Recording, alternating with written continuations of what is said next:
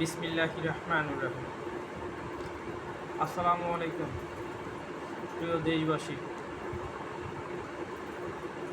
কোঠা আন্দোলনকারী আমার কলিজার টুকরা যে সকল ভাই বোন শহীদ হয়েছেন তাদের আত্মার মাগফিরাত কামনা করছি। আমরা স্বাধীনতা পেয়েছি, কিন্তু এই স্বাধীনতা কতদিন ধরে রাখতে পারবো জানি না।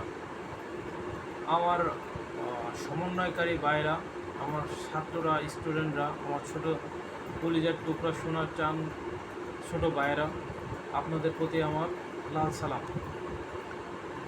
আমরা স্বাধীনতা পেয়েছি, নতুন স্বাধীনভাবে আমরা বাঁচতে শিখবো ইনশাল্লাহ।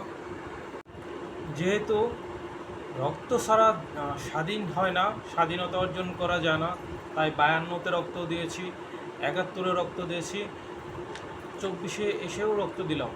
আমরা বারবার স্বাধীন হচ্ছি, কিন্তু স্বাধীনতার স্বাদ পাচ্ছি না। আসলে স্বাধীনতা অর্জনের থেকে স্বাধীনতা রক্ষা করা কঠিন।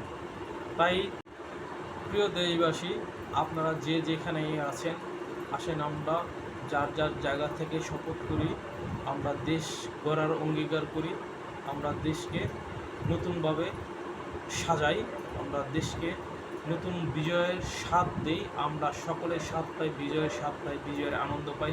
আমাদের পরবর্তী যে জেনারেশন প্রজন্ম আসবে, তারা যেন এই স্বাধীনতার স্বাদ উপভোগ করতে পারে। ইনশাল্লাহ আমি সকলের কাছে, দেশবাসীর কাছে আমার হৃদয়ের অন্তঃস্থল থেকে আহ্বান জানাচ্ছি, আসুন আমরা সকলে দেশ গড়ার শপথ নেই।